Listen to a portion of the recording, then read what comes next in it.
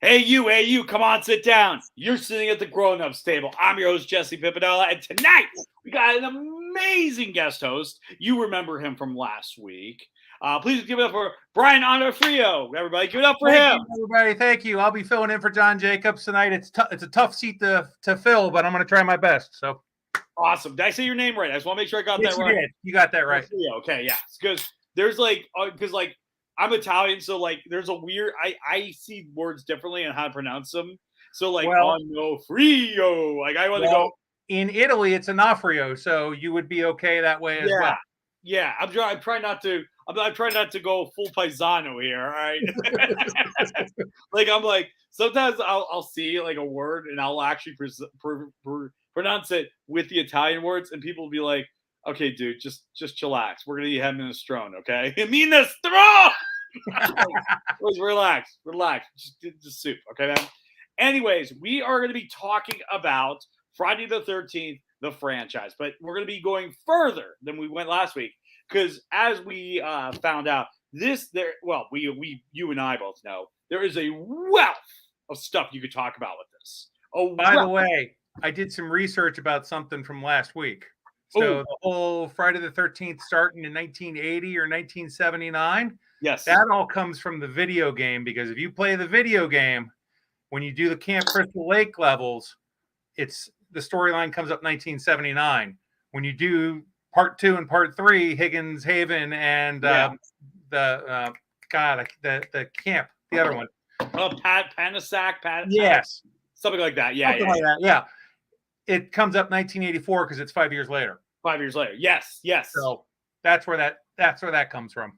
Okay, that makes a lot of sense. Yeah, because like it's because as we discussed in Friday the 13th Part 4, which is what we're going to be talking about first, so we might as well just throw that up right now. This is the first time you learn Pamela's name, as you had mentioned in the last show, and they have the tombstone, or lack of tombstone, however you want to call it, a death marker. The little thing right on the side of the road, yeah. Yeah, just like it's a side attraction. Just like, hey, like famous serial killer that lived here before. Right. Yeah. Which, by the way, if you're gonna reopen a camp, like, why would you have that there?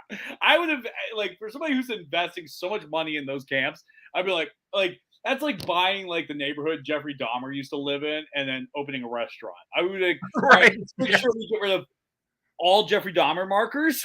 Don't want. Yes, let's move the cemetery like further away.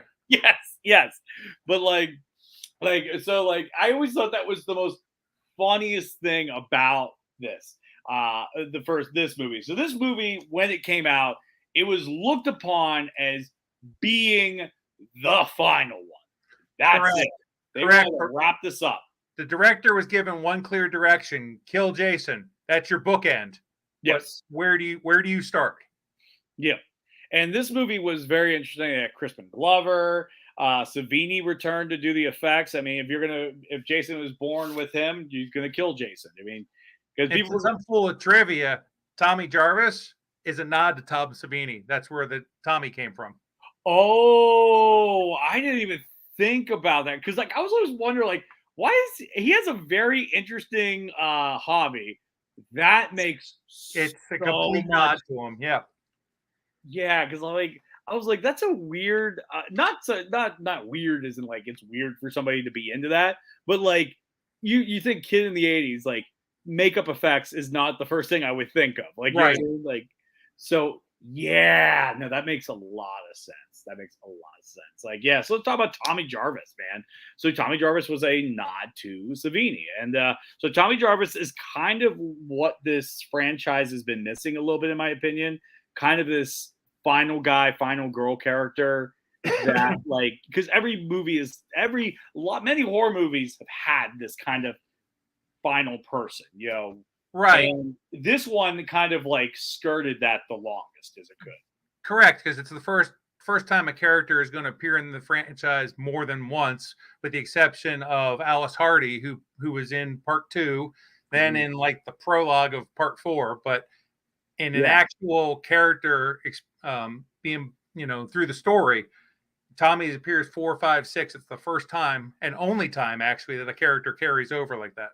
Yes, and as you mentioned, kind of this is kind of like the Jarvis trilogy. You know what I mean? We're kind of going to Right. see this very episodic uh, uh, path of not Johnny, Tommy's life. I'm just putting the J and the Tommy in front.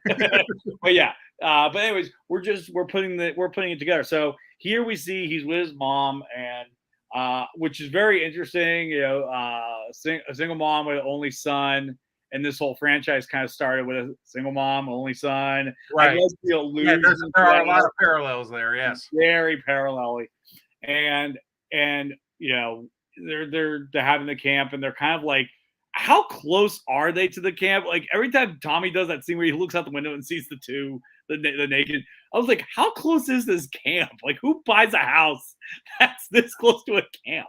So here, because I'm full of trivia stuff, so Go for it. the Jarvis house actually also appeared in the movie Eraser. That's interesting.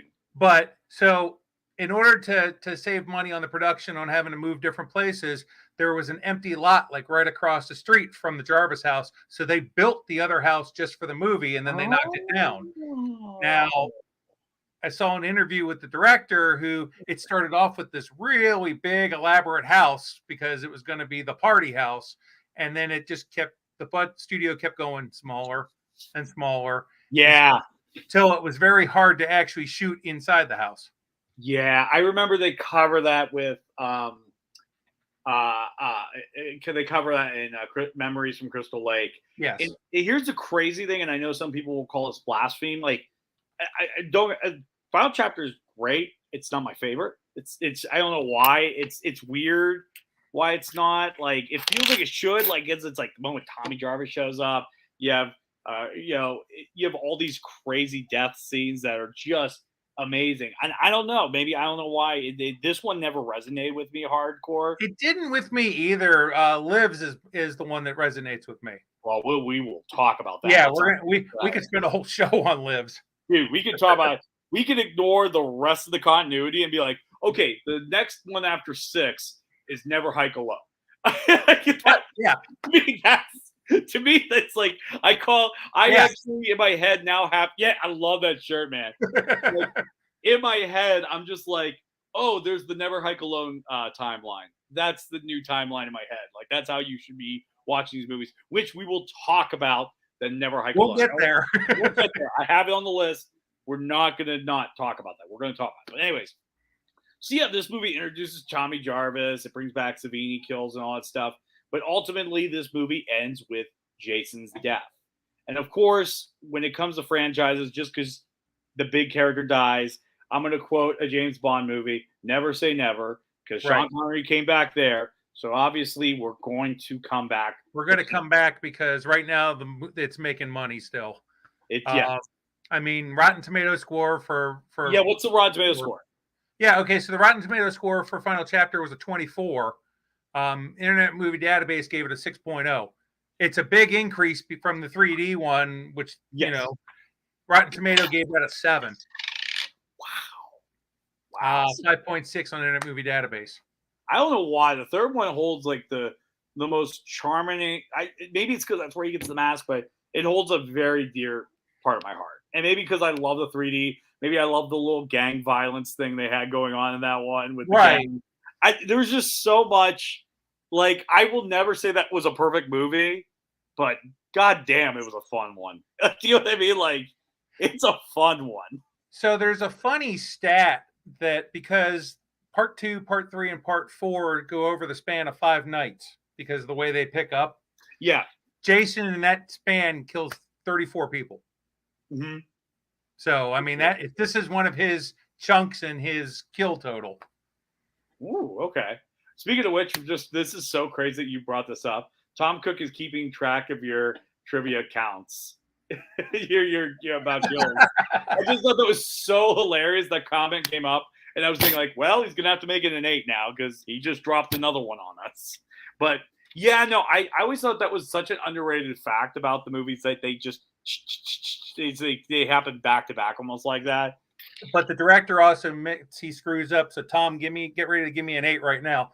The director admits that he screwed up because how the one character is out there because of his sister Sandra, who got killed in part 2, and he plays it off saying that it happened like a week ago when it was really like a couple days ago.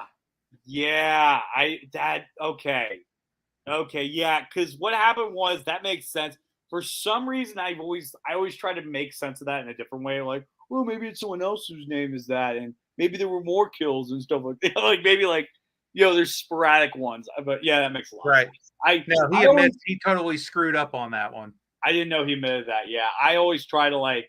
I have a habit of always like, well, hey, maybe there's more stories we don't know. You know what I mean? Maybe Right. there's if it's a common name, so like that. But what's also very interesting about this movie is obviously Jason is in the morgue because it's the third movie, and it starts in the morgue and all that stuff. And I was just it always cracked me up the '80s and their idea of what porn they could show on TV. It's just random women doing Exercise aerobics. girls. Just women doing aerobics. I always thought that was hilarious. Like anytime you watch any '80s horror movie, they're like, "All right, time to watch some fucking porn."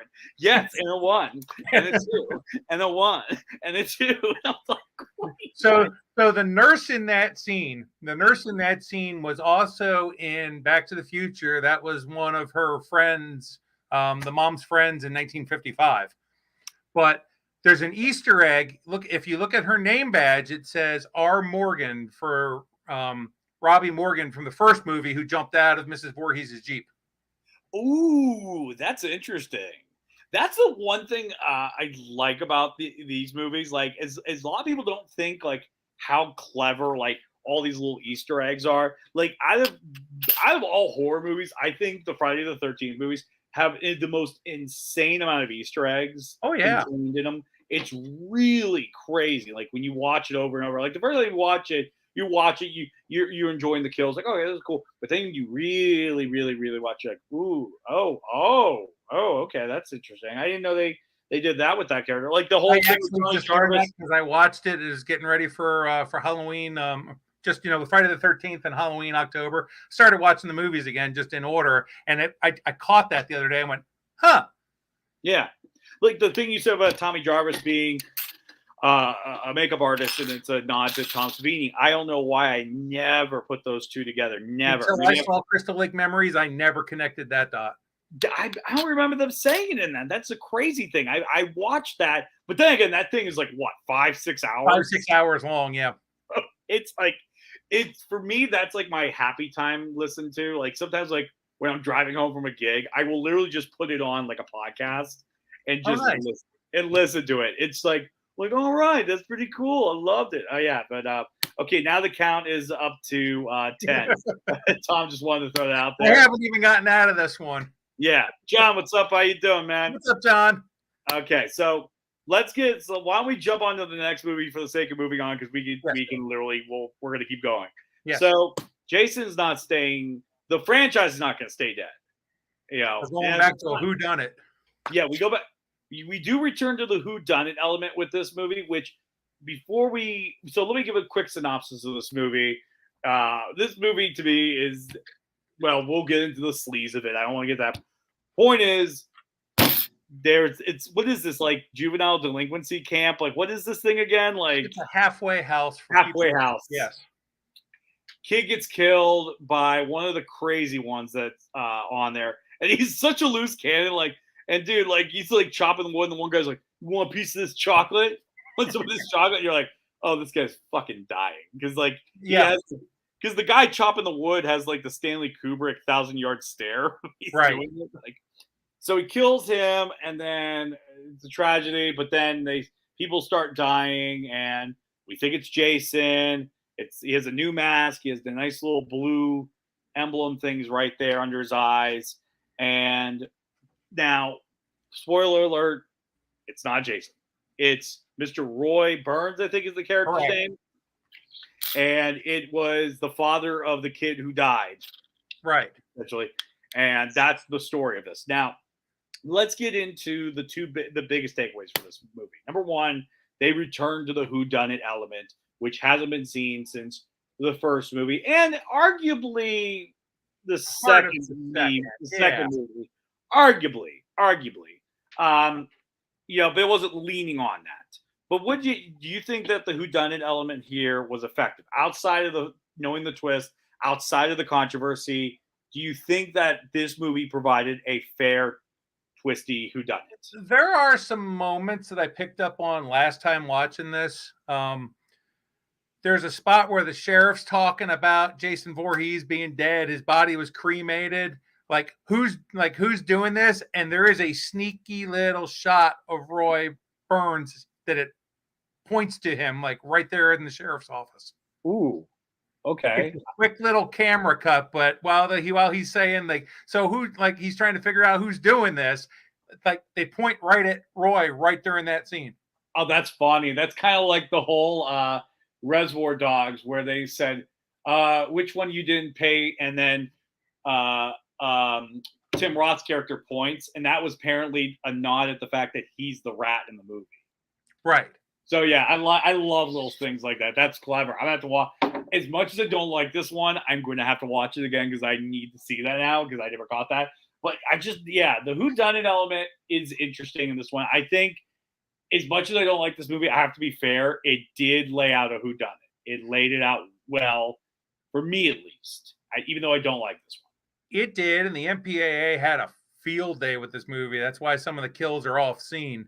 Violet's kill, her original kill. Mm-hmm. So there's pictures. You can actually Google this. She takes a machete right up. Oh, yeah. I remember that. Yeah, the makeup was done, but it was never filmed because it just, it's raunchy. Yeah, no. Another reason for some controversy behind this movie, we won't get to the obvious one, but let's talk about this one. They hired a corn director. We have to say corn because we can't say the other word, so we don't get flagged, but they hire a softcore corn sex movie is what the producer Mancuso refers to this as. Yeah. Oh, this one is like this one. Make no mistake. Like this one is the nudity, the everything just up. The sex scene was 3 minutes. It got trimmed down by the MPA to 10 seconds. I thought that was so funny. like, all right, everybody take 5. It's just me and let's keep going. For those that haven't seen Crystal Lake Memories, they talk about that sequence. And they talk about how off the charts it was because here's the director yelling at her, going, "Yeah, blank her in the grab her in the I'm just like, what the?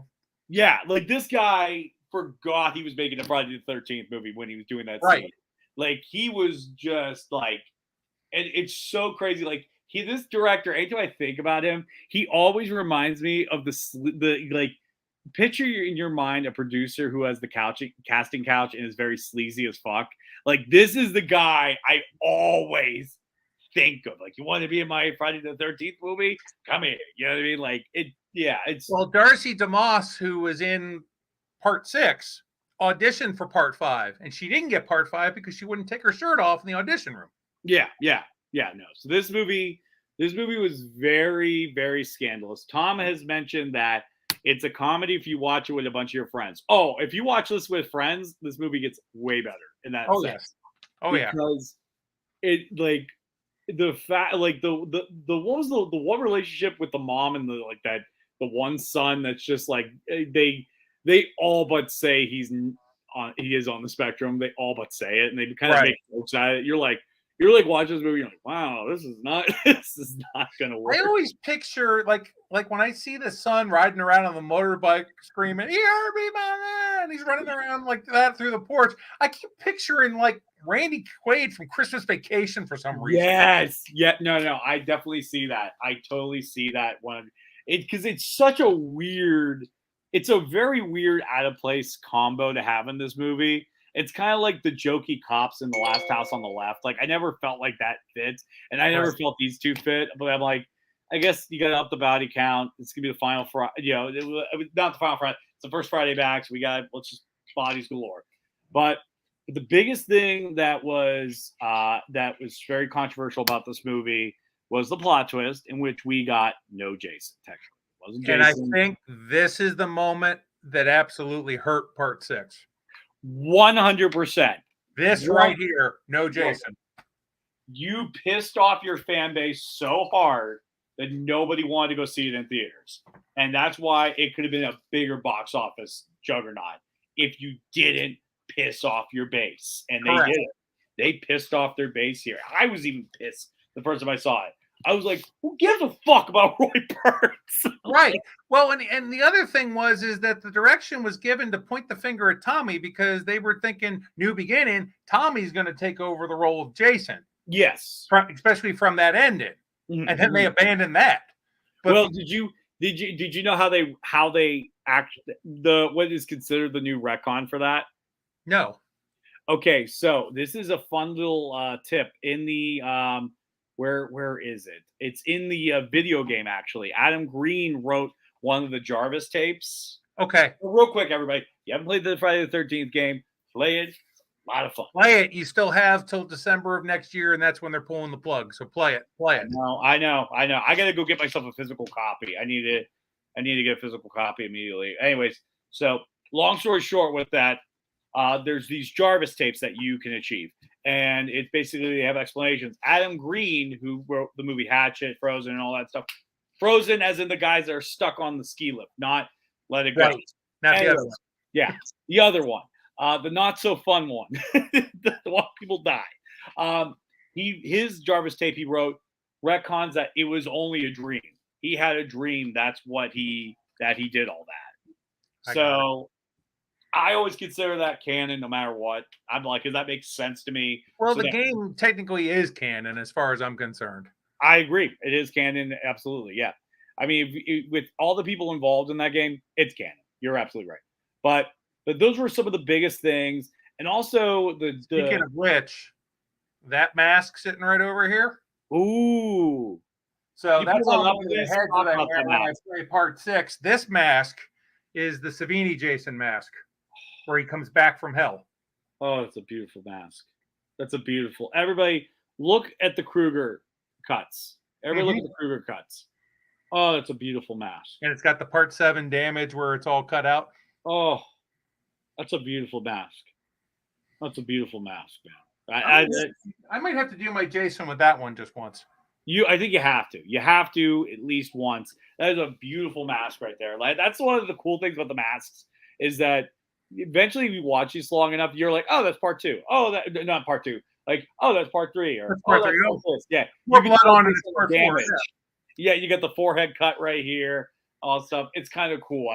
That's one of the things I always liked about the masks. And one of the things that I always liked about the Friday the 13th is that, man, they never had mask issues like the Michael Myers movies. Like Michael Myers movies, like they could not give Michael a good mask to save his life. They're like, it's like every Michael Myers movies, it's like shooting begins and they're like, shit, we brought the mask. Here, run down to the party store, find whatever you can. Like, right. Like, can we just look at H2O? If you watch the cuts, because they reshot a bunch of that movie, watch the cuts. The mask changes literally take. Changes. At first, I was thinking, like, is this a CGI mask? Did they just CGI Michael? Like, I didn't know that, so I was like trying to make sense of like why is it doing that? But so that's the one thing if you could say about Friday the 13th is, man, they got the mask, they got it right, and they were great with that. And that's like the only piece of continuity in the movie too.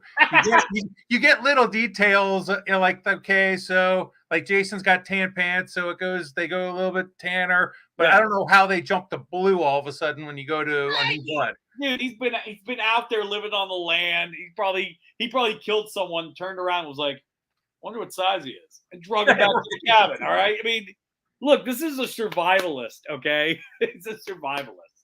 So I'll totally connect the dots that he's grave robbing his own murder victims. Okay, 100% he is.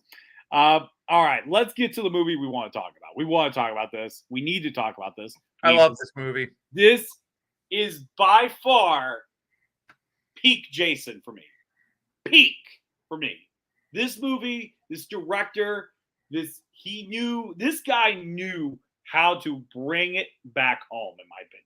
Right, and he loves horror movies. He loves gothic horror movies. Yes. He tied those elements in, and it's a success. It's huge. this movie is just so good. And so basically Jarvis is just cursed with Jason in his head. He had to go back to the grave.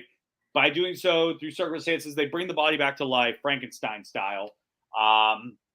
And now Jason wakes up. He finds out his home has kind of been gentrified a little bit. There's a new camp there, which great that they do something that no Friday the 13th movie has done. They opened the fucking camp. They brought the kids. There are Yes. kids. And so this movie is funny, scary. The stakes are higher. Like I say funny because one of the best lines in that movie for me is where Jason is on the run, is running amok in the camp, and you have the two boys under the bed, and the one looks over to the other and goes, "So what'd you want to be when you grew up?" Hilarious. Oh my God. So funny. That line makes me laugh so hard. And then you get Alice Cooper tying it in with a couple of songs. Man Behind the Mask is in that movie several times. One when they're at the camp unloading the car with the groceries, it's playing on the boombox. The other one behind Karloff's general store, Megan's listening to it in her car when she's talking to Tommy. Dude, I've been listening to that song the last 4 weeks because it's on my spooky Spotify list.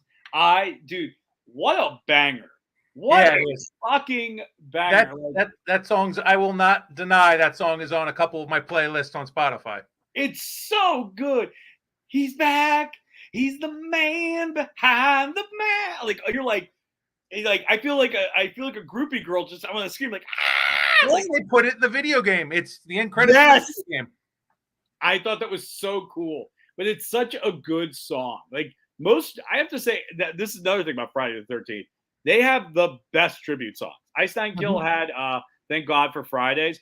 Great song. Straight up banger. Then they did the Jason's Mom song I sent you, which song cracks me up. That's hilarious. That song is hilarious. Please, guys, anybody listening, look it up. It's hysterical.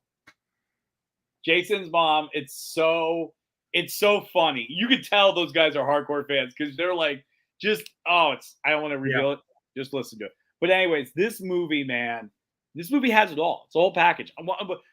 Let me give you the floor to talk about it a little bit real quickly because I know you love this movie. We haven't waited 2 episodes to talk about this movie, and then I'm going to do all the talking. I love this movie so much that when we go down to visit my father-in-law in Florida during Christmas, we drive through Atlanta. We actually drive out to Covington, Rutland, and Madison.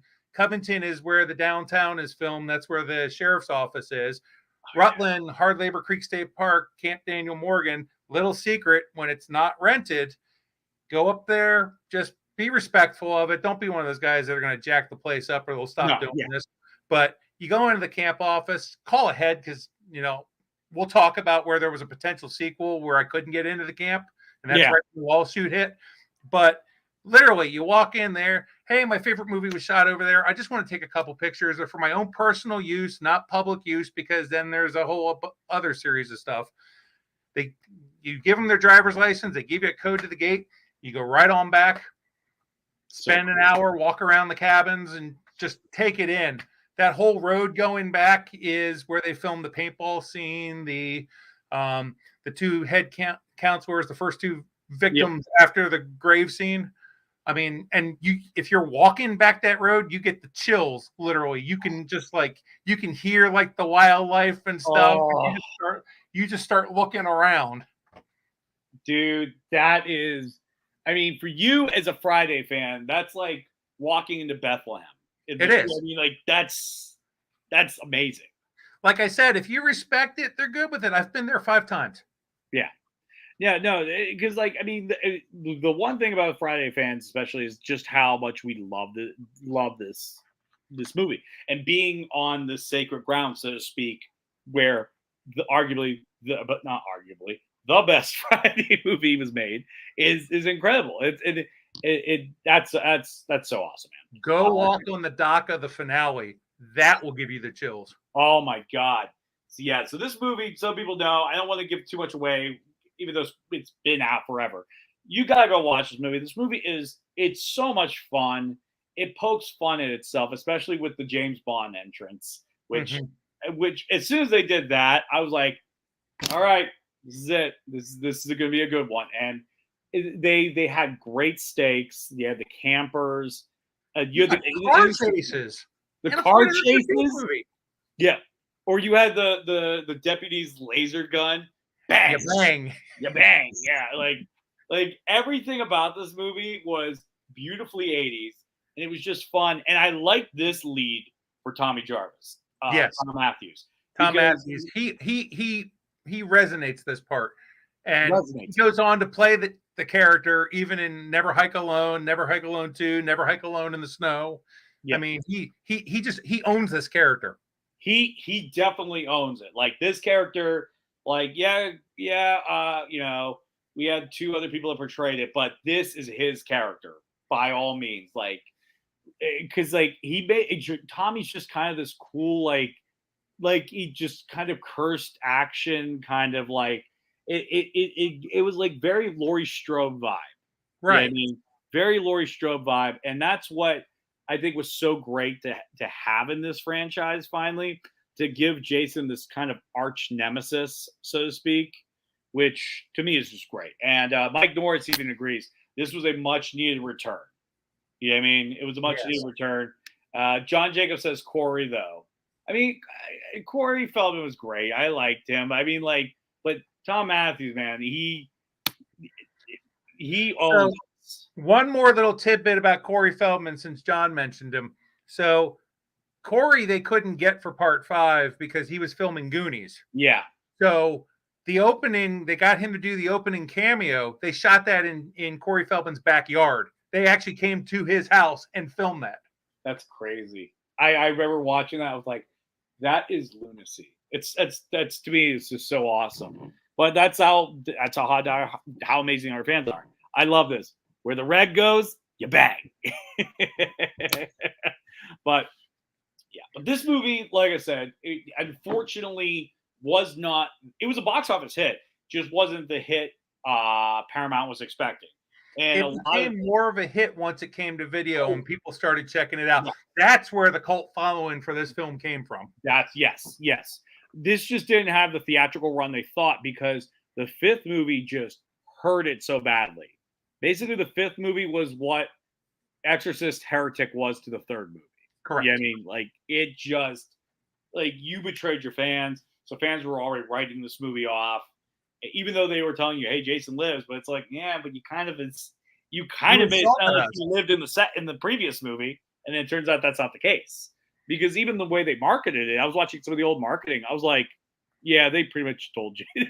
they pretty much told you he was alive, and they lied to you. They lied. I mean, it's kind of what Halloween Ends did, where they were like, the showdown of the century, and it's like, no, we just had, we got what, 10 minutes of a showdown? No, shut up. Yeah, right. So there's an interesting thing. So the actress Carrie Noonan, who played Paula, the one that gets like destroyed by Jason in that cabin, that you don't see it, but you see the aftermath of the cabin. Mm-hmm. She auditioned for a movie called Birthday Bash the next year. Mm-hmm. And she was up against a character called Ethan. And then all of a sudden, when she was auditioning, she realized, oh, wait a minute, I've already been in this movie. This is A New Blood.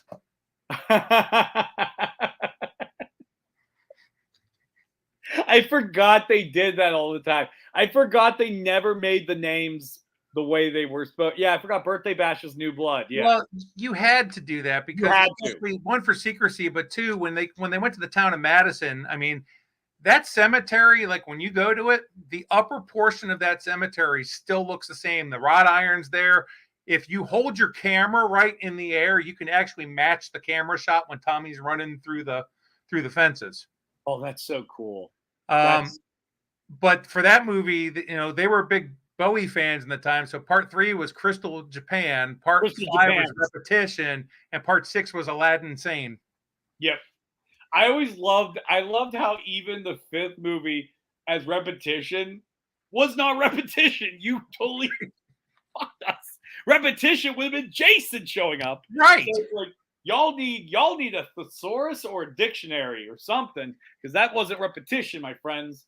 But I digress.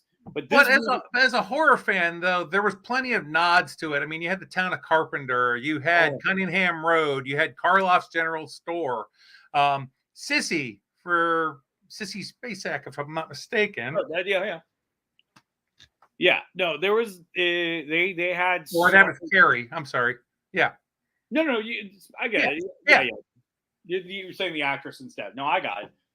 Yeah, no, this movie was kind of a cool little love letter to horror movie fans as well. And this movie, in my opinion, is so influential, and it was a huge impact on the horror genre. And the fact that, like, without this movie, I don't think we'd have got movies like Scream and all these meta humor horror movies that we got later on. You know what I mean? Like, this movie was, I think, one of the first major franchise movies to kind of play with this idea.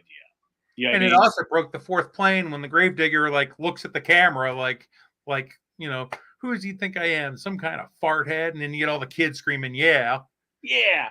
But yeah, this movie felt like a Halloween treat for the fans. It felt like this is a movie you would watch, like, and I think that's why this movie is so affectionately loved. That's why it's so cult. It gave us a great jump. It gave us a great Tommy. Jason was great. Maggot Head, gotta love that name when he Yeah. throws it out there. And it feels so great when he throws it back out there and never hike it alone. We'll talk about that in a little bit. Yeah. It feels so good, like yeah, because they all but tell you it's Tommy. They're like, oh, it's Tommy, and you're probably like, is his last name Jarvis? Is his last name? Yeah, like we're not sure yet. But when he says it, you're like, that's Jarvis. That's Jarvis right there. Yeah, because you're not sure if this is like, yeah, he's in the movie, but he's not that character. Because up until that point, movies have done that so many times. But anyways, I digress. But anyways, so let's go on. So is there anything else you want to say before we move on? Like I said, we can go on forever. No, I'm actually now that the lawsuit is done, Tom McLaughlin he's got apparently another script that picks up like right after Jason Lives to take the timeline kind of in a different way. I think that's where we get the notion of Never Hike Alone in the Snow, but I also think that might be the sequel for the reboot that didn't happen because I think the first victim was found under the ice. Ooh, okay. Yeah, because I was gonna say here's the next movie, but I was like, so the next movie, everybody, is this one. But we'll get to that. We'll get there. We'll get there. We got a mess to go through first. yeah. But we did get Kane Hodder out of the next movie, so that is good. So, anyways, we got Jason versus Carrie. Yes. Yes. Which is a result because this was the first time they pitched Freddy versus Jason, but the problem is Paramount had Jason, New Line had Freddy, and they didn't want either abusing the character. Yep. So we had to have Jason versus Carrie, aka Tina Shepard. This movie, like I said, I did like Kane Hodder in here. This is like Kane Hodder. You see how much he made Jason. You know what I mean? He gives the whole shoulders breathing thing that it just like, it's like he's an unstoppable machine. Oh yeah, in this movie he goes through a lot of hell. Like I will say, like he has that canopy roof fall on him, and like it didn't break through the weak part. Right. I think he also is this the one where he gets the really bad burn, if I remember correctly. I think it is. It's from when the basement gets set on fire. Yeah, like for me, I'm just like Kane Hodder. He worked to be Jason in this one. Like he worked. And even the amount of time he spent out of the mask and in the full face mask when she snaps that mask in half. Yeah. Oh, definitely. Real quick, Tom has a good one. Trivia count 13, new mask unlocked. I'm behaving. I got so much trivia I looked up. We love the trivia. So don't hold back. We love it. So Tommy's truck, I mentioned it last time. Tommy's truck, the blue truck, was Pam's truck from part 5 because Pam was supposed to be coming back. Mm-hmm. That is very true. So anyways, wait, what was this? I love the Mom's MacGyver. Look, it was the times. But anyways, So this movie, like I said, I don't think was exactly what fans wanted. Like I felt like this was and maybe it's just because Lives was so good. I felt the dip, and plus you had that really weird back and forth between the doctor, the mother, and Tina. Like just like Yes, it seemed like they could agree on nothing in that movie. right. But this movie also got hammered by the MPAA. Absolutely hammered. So it's What were on some of the reasons it got YouTube. hammered? Do what? No, I was just queuing you up. Okay, Tell us. so it's on YouTube, and I shared it. We were talking about this before the show, and I shared the video. Somebody found like they took because they released like the old like dailies footage that was like on VHS, because the one of the director or one of the producers on this film, every time they cut stuff, he was destroying negatives so it couldn't end up back into the film. Yeah. And so that's why this film will never get the uncut like part two got or part one got, because the footage isn't there. But on the DVD release, they released some of the old bad footage with like the counter code on the bottom. Mhm. Somebody neatly edited that out and put it back into sequence with the movie. So there is a 7-minute video floating around YouTube that has every one of the kills in their full what they would have been. Dude, I appreciate fans when they do that kind of stuff because I found different cuts of different movies, and then they like these fan cuts of actual movies are better just because they know how to handle stuff like that. Right. And what you're talking about, one of the best thing is a lot of movies are kind of going through this restoration. My wife and I we went to go see Wicker Man, and they found these old negatives that they tried to put back in the movie, and you could tell like where they cut the new footage and they cut, but you don't care. You don't Right. care because You're like, treated to something like, wow, that's cool. yeah, you're just like, it's kind of like the screen flickers, and you're like, ooh, all right, got something new, So I have to find out. If you find that footage, let me know because I definitely want to watch that. Because It's in our chat. I put it in there when we were Okay. talking about getting ready for the show. So all right, I'll check that out. Yes, we have a lot going on in that chat, so that's why. right, yeah. But anyways, we're just gonna speed up a little bit just because I want to make sure we leave enough time to talk about what we want to really, really, really talk Right. about.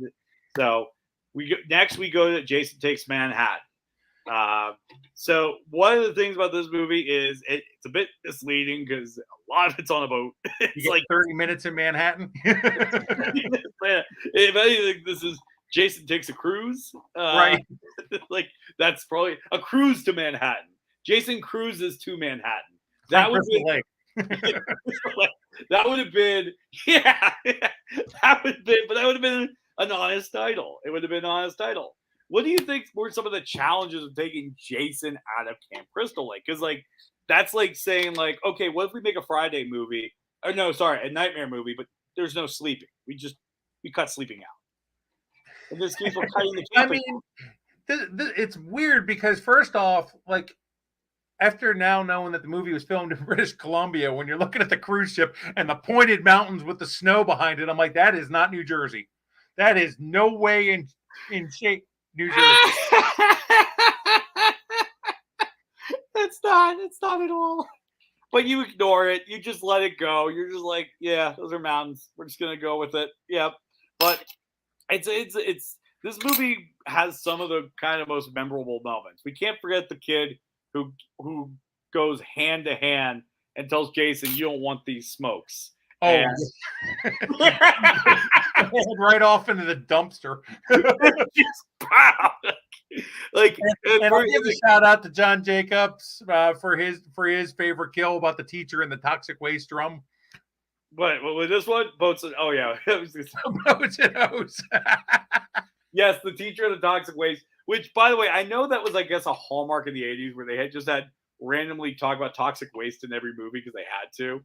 But I just love how they're like. This brings up the whole conversation we had last show with Kyle and everybody talking about, well, this is where the Teenage Mutant Ninja Turtles loop into this and all this. It's where it all comes together. It all comes together.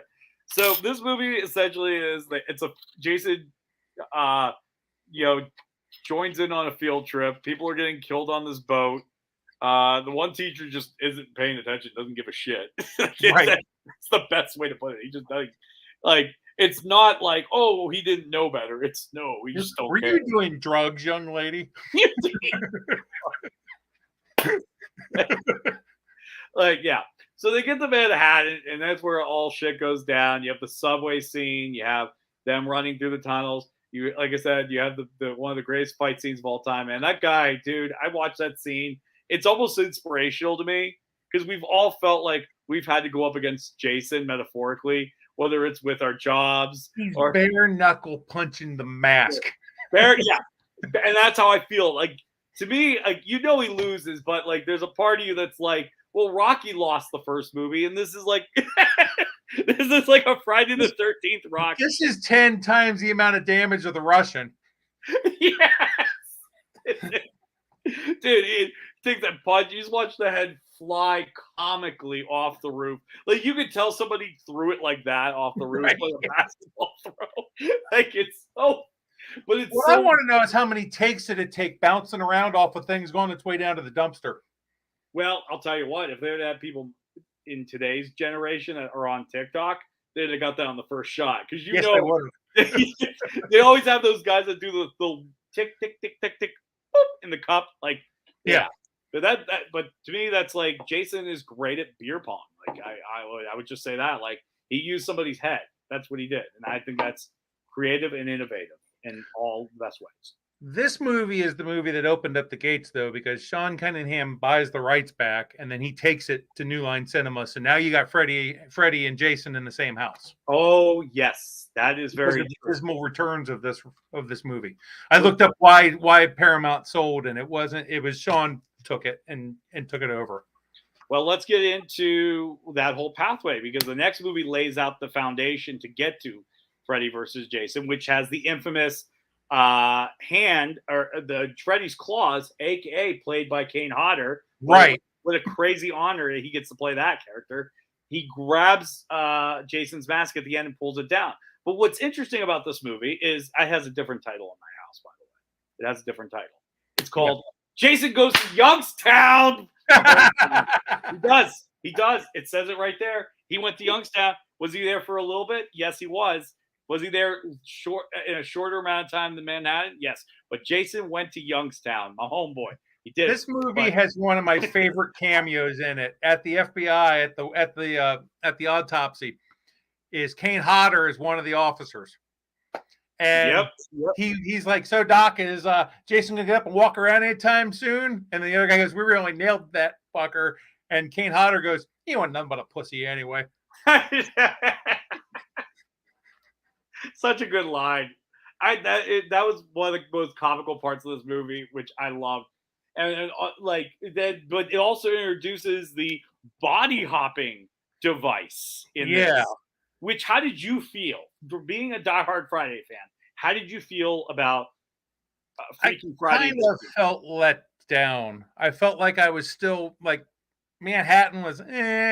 This is starting to go because Sean Cunningham goes in with this whole approach of, I don't care what you got to do, but I want to see that damn hockey mask off. Okay, so let's blow him up in the first 5 minutes of the movie. Yes, yeah.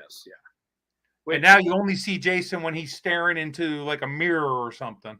Yeah, which I mean, there was part of it. Like, here's the thing: I was okay with the body hopping.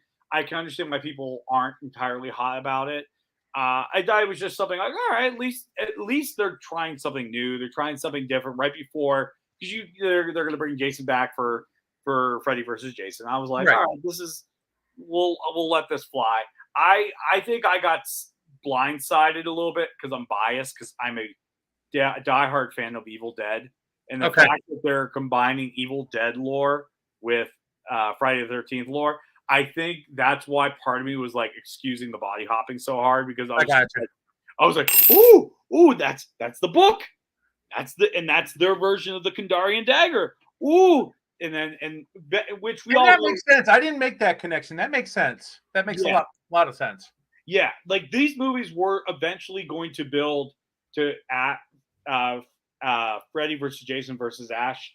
Of course, they couldn't get all the rights together under one house when that happened. That's why they had to do the comic book sequels, which have you ever checked those out? No, I haven't, but I need to. Amazing. Read them. They're so good. and it's the perfect sequel to Freddy versus Jason. It really is, and it makes you see like, oh man, if we could only had this, it would have been incredible.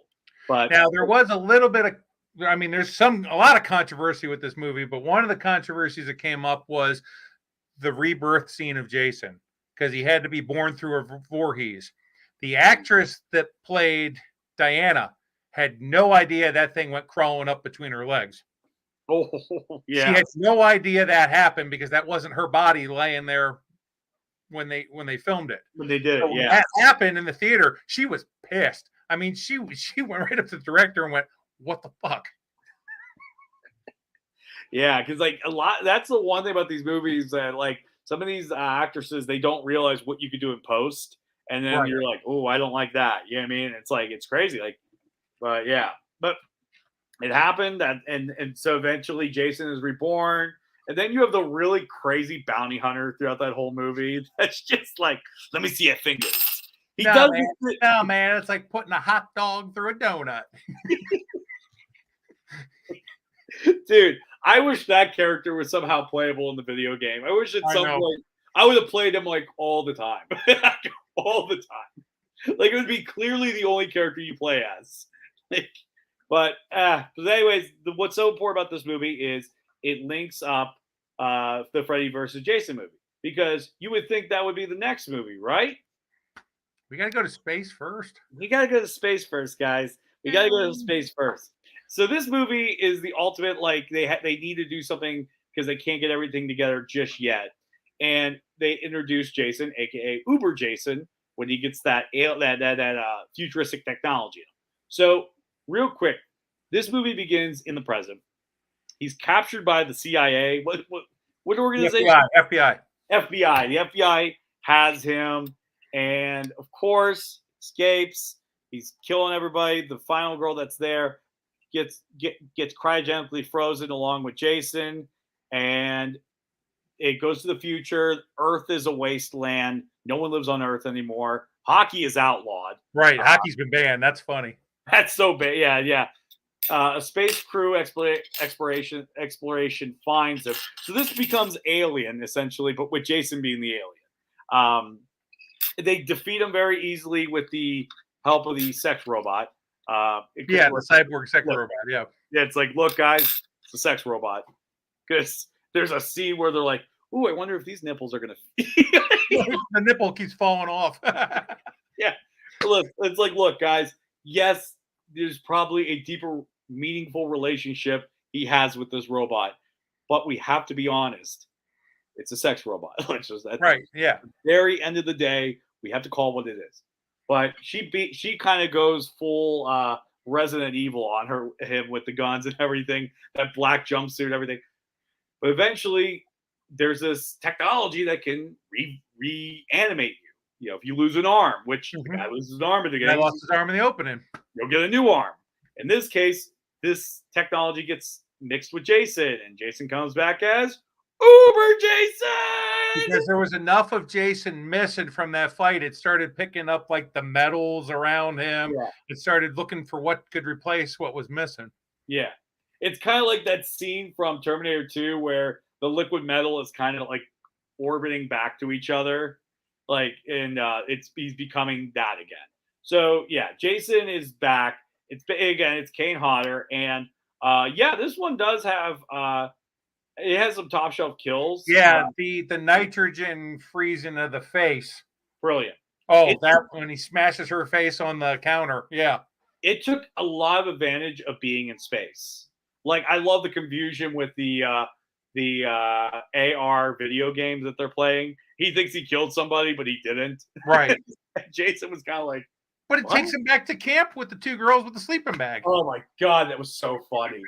I love the lines. Want to have some drugs and premarital sex? And then I think the best thing to do is they cut away. When they cut back, he's eating one with the other. The funniest scene ever. So damn funny. It's so funny. But this movie did not stop with the one-liners, because don't forget the space grunt when they were all trying to hunt Jason and he fell onto that screw thing and his body's just spinning around. They go, "Do you see him?" They're like, "Yeah, he's screwed." Yeah. Yes. This movie was very B movie-esque in the best way possible. This movie, I think what made this movie to me so good in the sense that it wasn't trying to be Citizen Kane. They were like the everybody who made this film was like, guys, we know. We put him in space. We know. And because and I think it took so much pressure off the movie and it made you just have fun with it. And I had a blast with it. Now, Kane gives a good performance in this because I love when he's tied up with the FBI, when he's all chained up and he's got that one soldier looking at him. There's that look through the mask where like all of a sudden like the eye just like focuses on the guy. Yeah. It adds a really cool supernatural, like, is Jason have like this whole Michael Myers evil's contagious thing? Like, what's going on? Right. Very fascinating stuff. I think Kane does so much to bring Jason to life. I think up until this point, Jason has been a great character, but like, I think he becomes more iconic, I think, in my opinion, when Kane Hodder gets his hands on him. Because even though Kane Hodder's movies aren't the greatest, he's usually everybody's favorite Jason. When Kane does a lot of the conventions, he usually does like the in photo picture. Like I had one done with CJ Graham for part 6. But when Kane does it, he normally does Jason Takes Manhattan. He's just recently started doing Uber Jason. Yeah. So you'll sometimes see that at conventions. He's done 7 a couple of times. That's one I want to. That might be my next Jason. Oh, there we go. Just because I like all the ribs and everything showing through the shirt. Yeah, he's more battle scarred in that movie than anything. So yeah, no, there's a big time hop. He's been sitting underwater for so long that his body has just rotted. Yeah, he was chilling. He was just chilling under there. You know, Tommy Jarvis kind of threw him under there. You know, right? Yeah, yeah. I mean, things happen. Let's jump ahead to, like I said, we're gonna jump ahead to our next thing. Because we're gonna speed through this next part so we can get to what we want to talk about. So we're gonna talk about Freddy versus Jason. So the showdown finally happens. It kind of makes the Jason X movie a little bit non-canon because it can't really happen because the continuity doesn't fit. Because Jason's in hell. And one of the things that was great about this movie is the plausible storyline that brings these two together. But it does kind of work because Freddy sends Jason back from hell in the opening. Mm-hmm. So I'm saying with Jason X.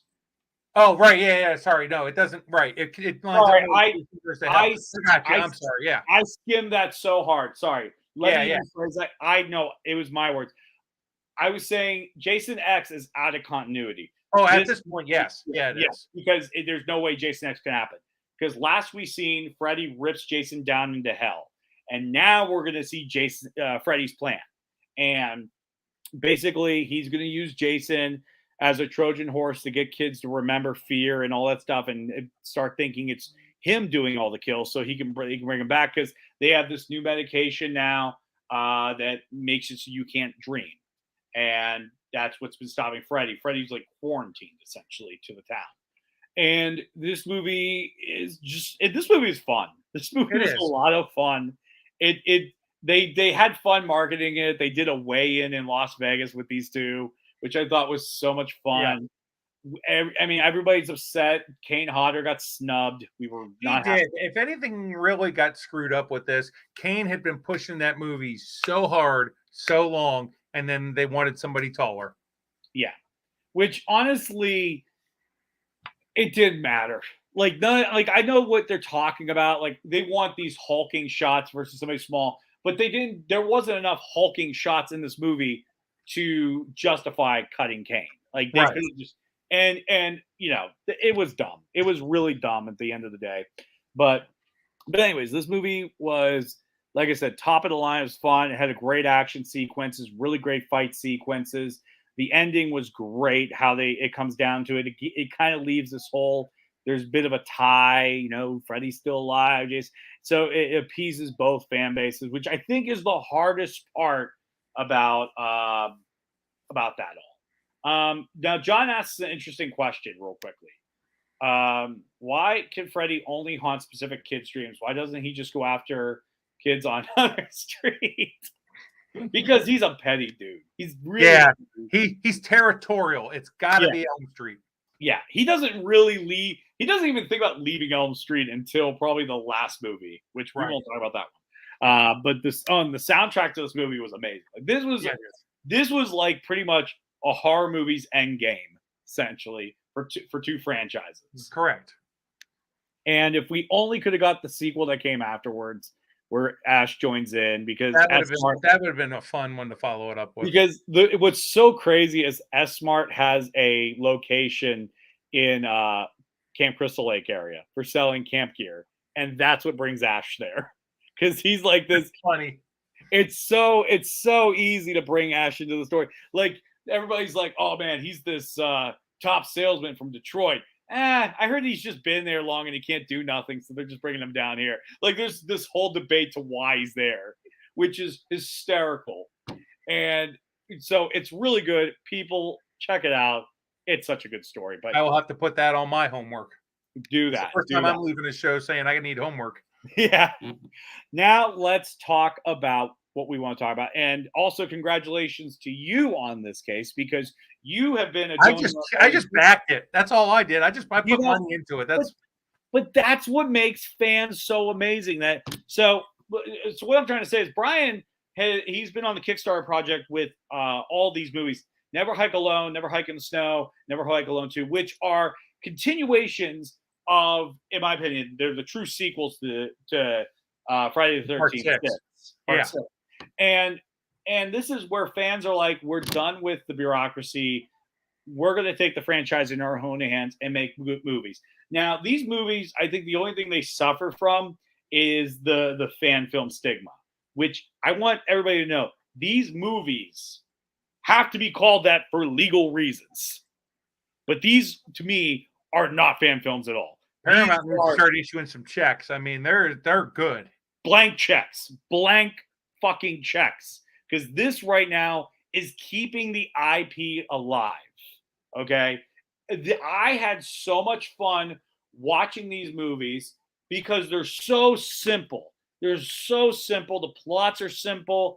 The first movie is just some guy who's pretty much a YouTube influencer who does hikes, and he shows his hikes going into this natural preserve land that nobody's allowed on because it's this natural preserve land.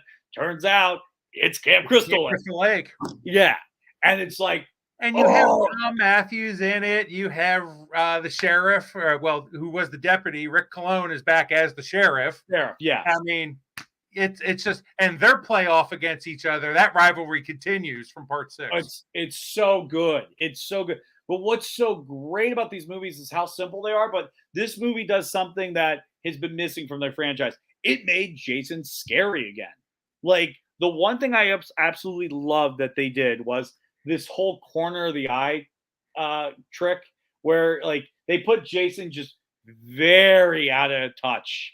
And then all of a sudden he's closer and he's far away. He's closer, he's far away. And it freaked me out. I remember I watched the first movie and I was just shaving, right? And I had this weird feeling that he was in the corner of my eye, and I freaked out for a second. And that was like, holy shit, I'm scared of Jason again. And that's what these guys gave him that heavy walk-in sound, like a lot of bass to his right. And I mean, he covers ground so fast.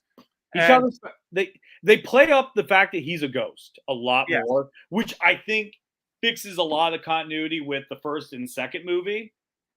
That upon Mama Voorhees dying, that it's just the curse of Camp Crystal Lake and his spirit seeing the mother die. Like, I'm putting in what I feel, but it makes. I think these movies are so well thought out. It fixes so much continuity errors because these guys are just good at what they do. And I kind of liked how the ending of Never Hike Alone ends up being part of the second act of Never Hike Alone 2 with the ambulance. Let's talk about Snow real fast, and then we'll get into that, because I do want to talk about that with you, because I know we're over time, but I want to give that its due. So Never Hike in the Snow is a prequel. It's a prequel to the movie, but it's necessary for Never Hike Alone 2. Necessary. You need to know this movie. All the stories come together beautifully in the second, in Never Hike Alone 2. So this one, you see someone's going out there who's going to take photos, and it's the middle of the winter time, which is cool because we never seen Jason in the winter. So I love that whole idea, that whole little motif, and it doesn't go it and the whole and this also introduces the body cam footage where that cop is going through like Mhm. check the perimeter, check this, make sure everything's good, and he's just going through the cabin, and you see it from the body cam, and you're like, and what's so brilliant is like body cam footage isn't that sharp, so Right. there's times where you're like, wait, was that him? Wait, was that him? Yeah, there's a couple times in that as he's panning, you think you see him. You see the mother's head in that because the Yeah, yeah. spine. And it adds a lot of anxiety to this character. It adds so much to it, and that's why let's talk about the last one. The opening chase scene, real quick though. I love the fact that Jason uses a bow and arrow to go after the guy, but the guy is running and he's trying to get back to his car, so it's very modern. Key sound, key fob, get the horn going. Literally, he gets back to the car and bam, arrow in the knee. I mean, it just Yeah, no, it was. I love that Jason. It's almost like it shows he's adapted to his camp environment, where he's like, "Man, they have a shitload of arrows and shit here. I should probably learn. Like, I'm going to be really he's good." becoming a toolsman of everything. I mean, he just walks around. He's got machetes everywhere, axes everywhere. Just there we go. He's the MacGyver of murder. Like Right. he is. He's like he can take anything. But so Never Hike Alone 2, which to me this is so cool because this is the feature length movie. All right. And guys, I don't like use the word fan film because I don't want to diminish this movie at all. 1 hour and 13 minutes. It's a great film. This is a phenomenal film. It wraps Never Hike Alone and Never Hike in the Snow together. And you see a Tommy Jarvis story. And Tommy Jarvis is like, he's like the head paramedic guy. He's been there forever. And, and as you learned in Snow, he's hung around that area because he's just not convinced that Jason's gone. So he kind of has this kind of guardianship over everybody. And then I liked how the two paramedic, the one person's name was Axel, kind of like in the fourth movie. But I liked all the new characters. You had Tommy Jarvis, you had the mother from the Snow installment. Yeah. And I like how she's this wants answers and stuff like that. And then you get Kyle back into the mix. Now Kyle's back. And Kyle witnesses the interaction between Tommy and the sheriff. And I love that sequence when they're like, you have no reason to be up here, da-da-da. And I love how Tommy just gets in the car and gives him the finger. So Cologne gives him the finger right back. And it's like these two neighbors who never got along with each other and they wish the other one would move away. Like it gave this grumpy old man vibe that made me laugh so much. And I was like, but that's real. That's real. It started in part 6 and it spilled over to this series. Like I know that relationship. I've seen that relationship. My grandfather brutally hates the guy across the street from him. That's the relationship they have. Like, and the one will piss my grandfather off and be nice, like, "Hey, Dominic," and be like, "Go fuck yourself." And I don't want to spoil this because Never Hike Alone 2 just dropped, but there's a great tribute to the wherever the red dot goes, you bang moment from part 6. Dude, I jumped up like it was someone scoring a touchdown. It was this Hollywood. This is how you make a franchise sequel. This is how you do it. Here's how you do it. I will save Hollywood tonight.